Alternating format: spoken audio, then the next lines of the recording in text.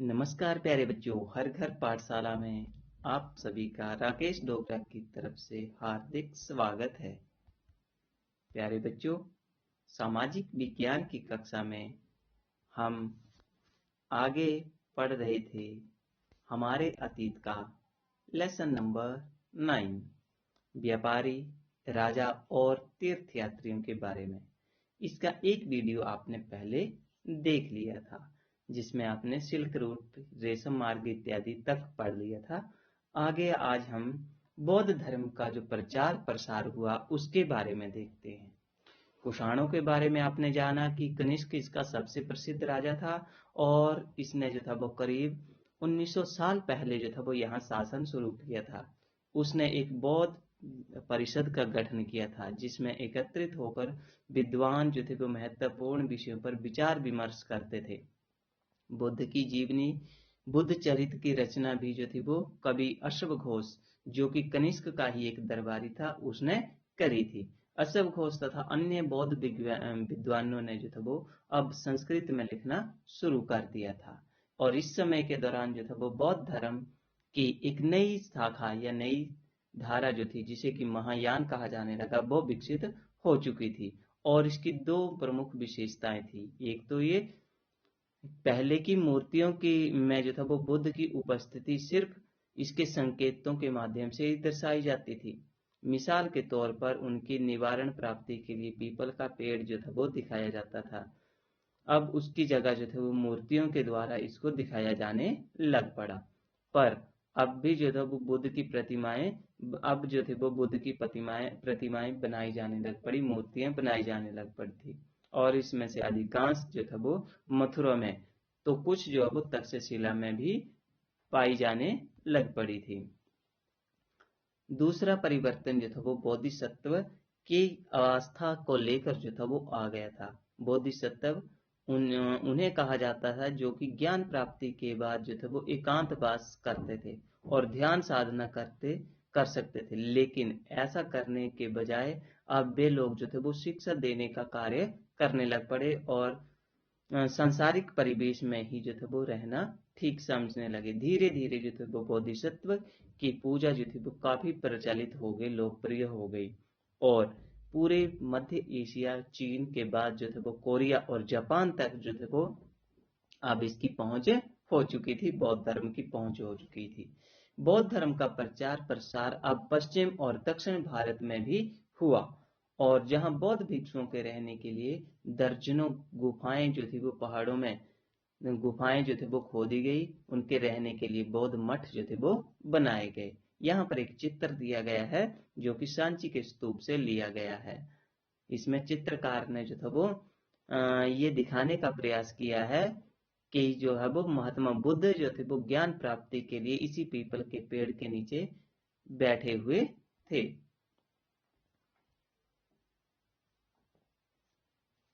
इनमें से कुछ गुफाएं जो थी वो राजा और रानियों के आदेशों पर भी बनाई गई थी, और कुछ जो थी वो व्यापारियों और कृषकों के द्वारा बनाई जाती थी, ताकि बौद्ध धर्म के जो अनुयायी हैं उनको जो है वो सुविधाएं मिल सकें। और इनमें से ज्यादातर गुफाएं जो थी वो पश्चिमी घाट के दर्रों के पास आसपास ही बनाई गई थी। दक्कन के शहरों और तटों के समृद्ध बंदरगाहों और उनको जोड़ने वाली सड़कें भी जो थी वो इन्हीं दर्रों से होकर गुजरती थी। ऐसा लगता था कि यात्रा करने वाले व्यापारी इन गुफाओं और मठों में जो थे वो विश्राम इत्यादि के लिए रुकते थे।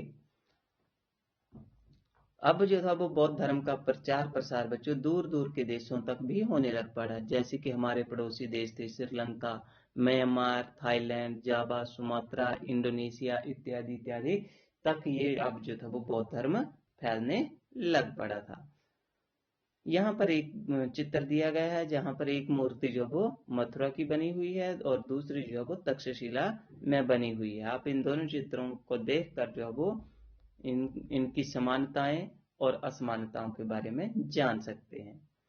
तीर्थयात्रियों की जिज्ञासा बच्चों, अब दूर दूर के देशों से तीर्थयात्री भी यहाँ पर हमारे देश में, भारत में आने लग पड़े थे।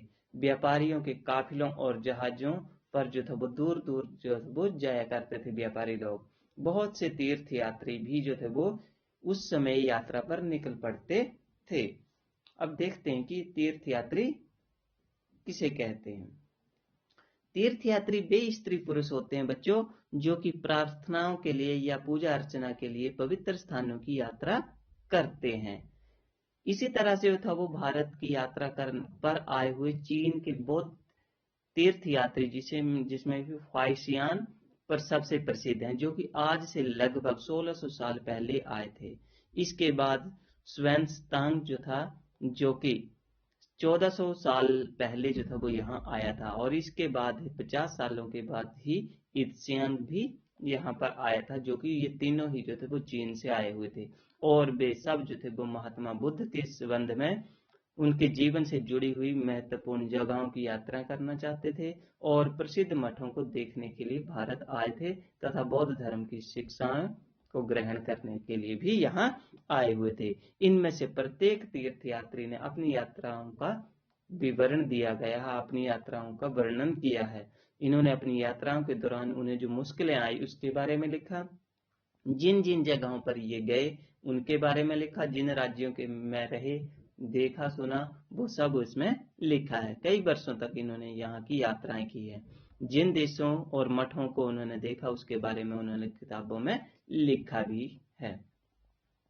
फाइसियान ने अपनी चीन वापसी पर जो लौटते हुए एक छोटा सा वृत्तांत लिखा है कि जब वो वापस यात्रा उसने शुरू की थी तो बंगाल से उसने ये यात्रा शुरू की थी, और वह जो था वो व्यापारियों के एक जहाज पर चढ़ गया था। मुश्किल से 2 दिन हुए थे कि समुद्र में तूफान आ गया और वो सारे यात्री उसमें फंस गए।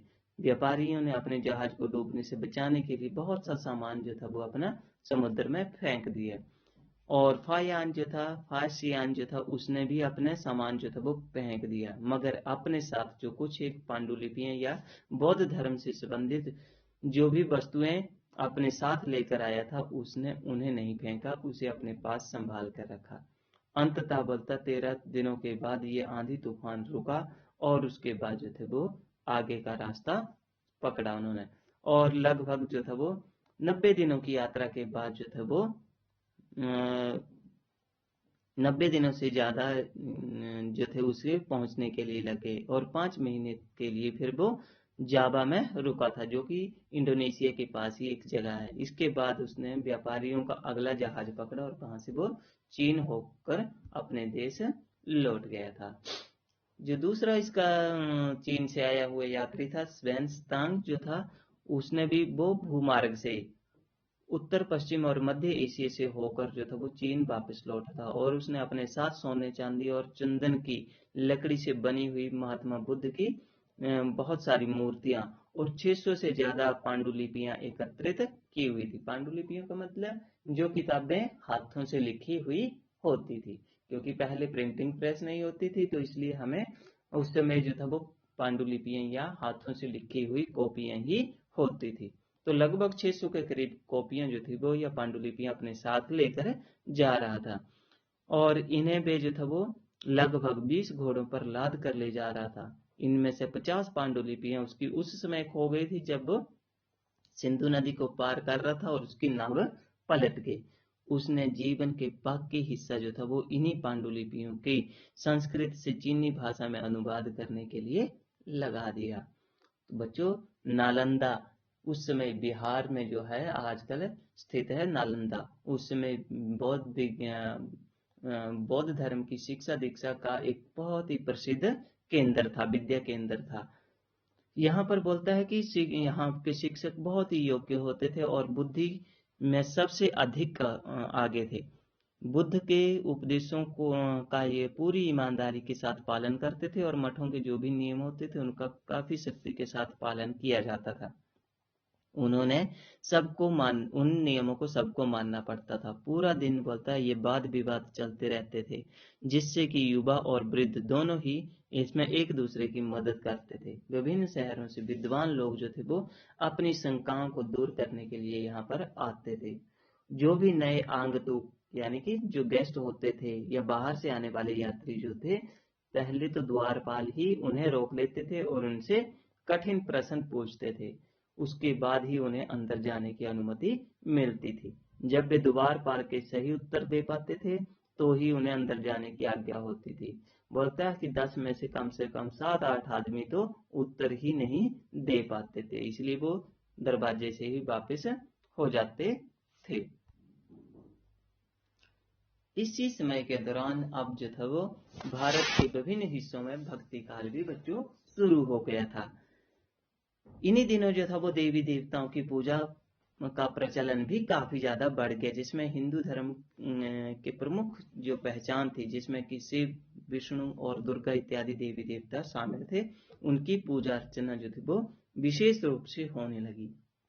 इन्हीं देवी देवताओं की पूजा भक्ति परंपरा के आराम माध्यम से ही जो था वो भक्ति उस समय काफी लोकप्रिय परंपरा बन चुकी थी। किसी भी देवी देवता के प्रति अपनी श्रद्धा को जो है वो भक्ति कहा जाता है, और भक्ति का पथ जो था वो सबके लिए खुला था, चाहे वो अमीर है, गरीब है, स्त्री है, पुरुष है, कोई भी हो, उन सभी के लिए ये मार्ग, भक्ति का मार्ग जो था वो खुला था। भक्ति मार्ग में की चर्चा जो थी वो हिंदुओं के प्रसिद्ध ग्रंथ भगवत गीता में भी की गई है। इसमें भगवान श्री कृष्ण जो थे वो अपने मित्र अर्जुन को जो वो सभी धर्मों को छोड़कर अपनी शरण में आने का उपदेश देते हैं। यहाँ क्योंकि केवल कृष्ण ही जो थे वो अर्जुन की सारी बुराइयों से जो है वो मुक्ति दिला सकते थे, इसीलिए इसमें जो है वो पूजा का रूप जो है वो धीरे धीरे जो था देश के विभिन्न हिस्सों में बढ़ने लग पड़ा था। भक्ति मार्ग अपनाने वाले लोग जो थे वो अब आडंबरों को छोड़कर पूजा पाठ करने लग पड़े थे, केवल सीधे साधारण से ईश्वर की उपासना और व्यक्तिगत पूजा पर जो था वो बल दिया जाने लगा था। भक्ति मार्ग अपनाने वालों का ये मानना था कि अगर वे अपने आराध्य देवी देवता की जिस रूप में मन से पूजा करेंगे उसी रूप में वो उसमें प्राप्त कर सकते हैं, चाहे वो आदमी के रूप हो, चाहे पेड़ का रूप हो, चाहे किसी भी या जानवर का रूप क्यों ना हो, अगर वो सच्चे मन से प्रार्थना करेंगे तो उसे उसी रूप में प्राप्त कर सकते हैं।